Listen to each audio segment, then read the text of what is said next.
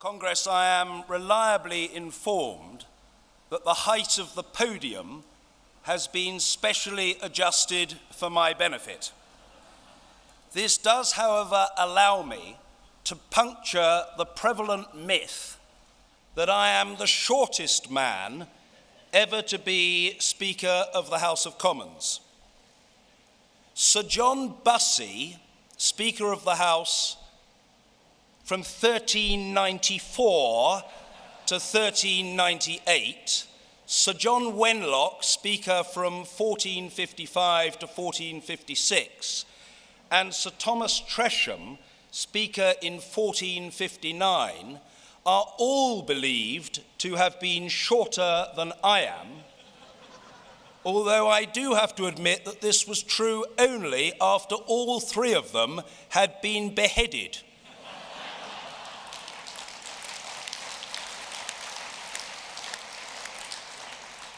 Congress, I am truly delighted to be here, and for two reasons. First, because I come at the invitation and am now happy to be in the company of your outstanding General Secretary, Francis O'Grady.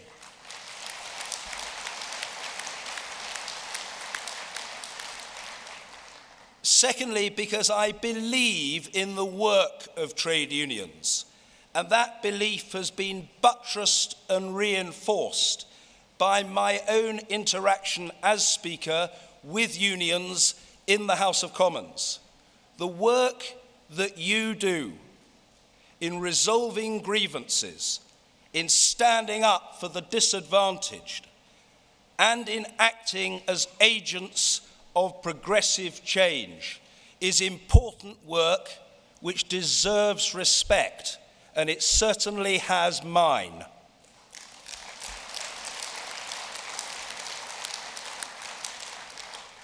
This year in the Palace of Westminster, we are marking, as has been mentioned, the 800th anniversary of the signing of the Magna Carta and the 750th anniversary of the first English Parliament instigated by the rebel Baron Simon de Montfort. Now, I'm not trying to pretend to hoodwink you in any way into supposing that Simon de Montfort was some sort of Martin Luther King figure on horseback, or that he was an avowed opponent of the feudal system. For he was not. He was, as I've said, a baron with interests of his own, and a baron with an agenda to match those interests. That said, Congress, the Magna Carta and the de Montfort Parliament did hand down to us a number of important principles which are as valid and as compelling today as they were then. First, that all power, unless subject to strong checks and balances, will tend to be used arbitrarily or even despotically. Secondly, that legitimacy is derived through representation, not acquired by might nor majesty. And thirdly, that we must be governed by the rule of law, not principally in order to protect those with wealth or power, but principally, by contrast, in order to protect those without either wealth or power. Those fundamental principles are at the heart of our national history, our national narrative, and our national institutions. Whether uttered in medieval Latin or in modern parliaments, the case for the accountability of power is the same and just as strong. As the late Tony Benn was fond of observing, whenever I meet anybody with power, I always ask that person 5 questions. What power have you got? Who gave it to you? In whose interests do you exercise it? To whom are you accountable? And how can we get rid of you?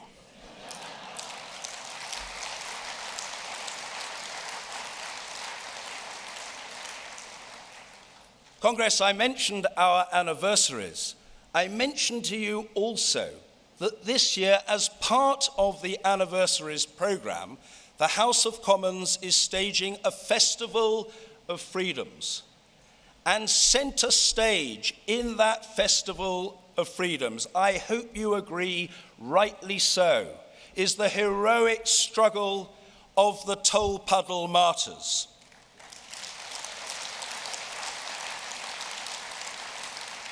And in recognising and celebrating their heroic struggle, we have to remember that that struggle was not merely an historic struggle. All too often, it is a current struggle as well. And that struggle is most assuredly an international struggle. It is hugely and enduringly to the credit both of the TUC and of affiliated unions that you are backing, from Belarus to Colombia, from Saudi Arabia to Zimbabwe, people to enjoy the rights in their countries which we have so long enjoyed and probably been inclined to take for granted in ours. Now, I've talked to you about anniversaries, about celebrations, about struggles, about the accountability of power. What about the management of the House of Commons as a parliamentary estate and the discharge of our obligations as an employer? Well, Congress, I must tell you that when in 2009 I stood for election as Speaker, I was all too keenly aware that there was a shooting gallery on the parliamentary estate, but no nursery that could be used by the children of members or the children of staff of the House. This bullets before babies ethos struck me, Congress, as inherently perverse, and I resolved at once, with the support of colleagues, to change it without delay. We quickly identified a suitable site to be a workplace nursery, and then met the objection that it would involve the destruction of a bar. Congress, this did not seem to me to be a powerful objection. There is, after all, no shortage of watering holes on the parliamentary estate. There was no shortage of places where you could get a beer, but there was nowhere that you could put a baby. So I pressed ahead with the support of the House of Commons Commission. We established that nursery.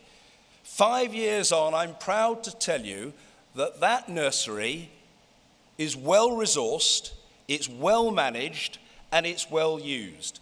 Now, I don't suggest to you, job done, that somehow we're transformed as an employer or a workplace or an institution, but I do think it has done something to normalise the work-life balance and, dare I say it, perhaps, to make the House of Commons look a little more like the country that we aspire to represent.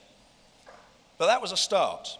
A couple of years ago, I asked a senior House of Commons official if everyone employed by or working as a contractor to the House of Commons was paid at least the London living wage.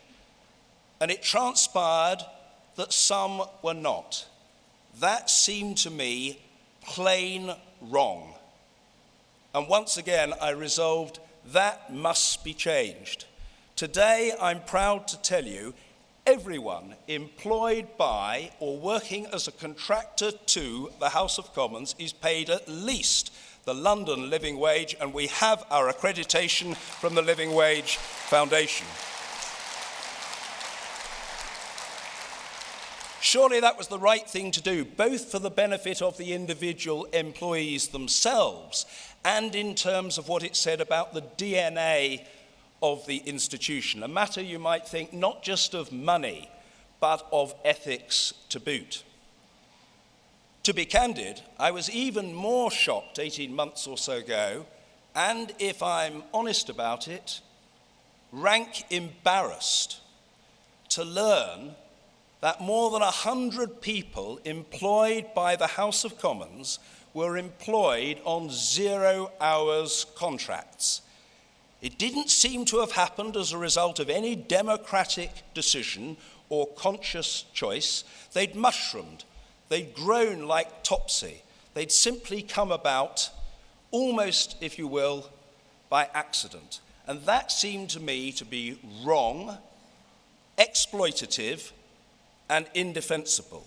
Once again, with the support of colleagues on the House of Commons Commission, I decided that must be changed. And I'm equally proud to be able to tell you today that no one is employed by the House of Commons on a 0 hours contract against his or her will, and everybody who was has since been offered a minimum hours guarantee instead.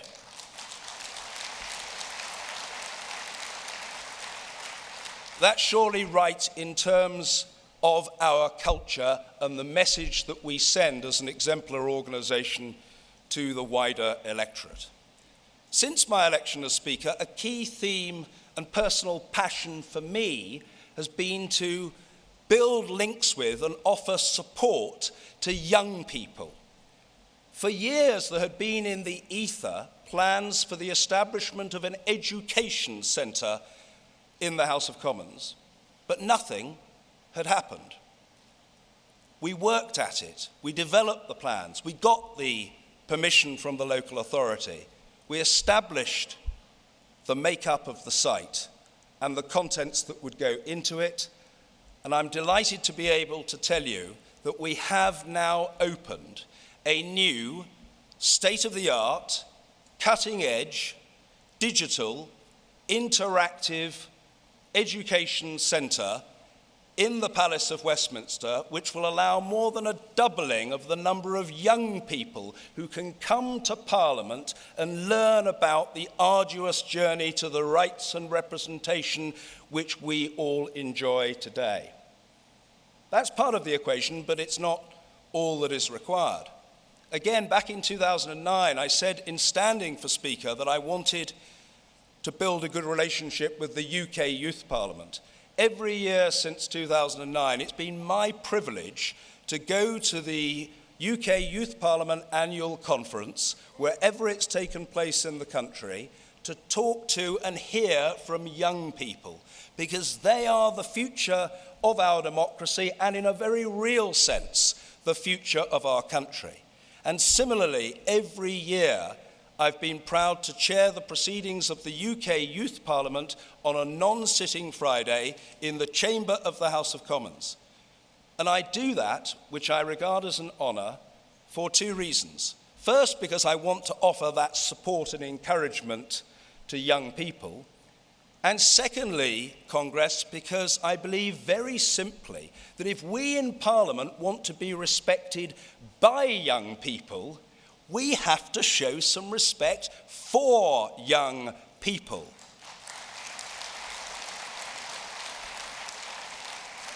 Respect is not an automatic right. It is an earned entitlement.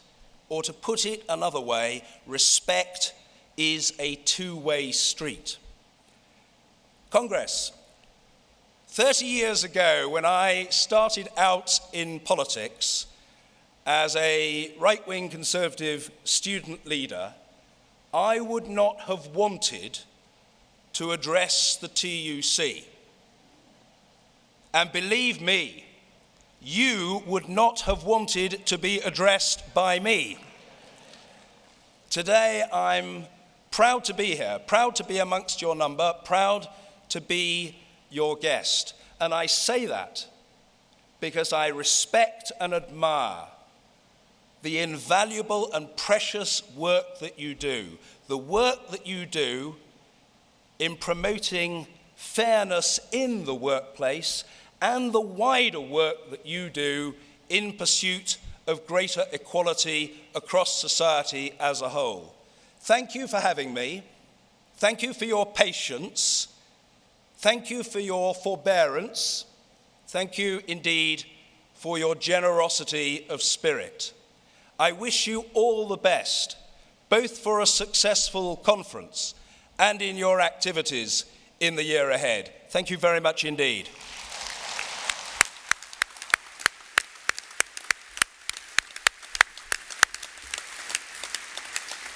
Thank you, John. And for a first-time delegate to Congress, that was a very impressive performance. It was also a thoughtful, informative, and very entertaining contribution. So thank you very much.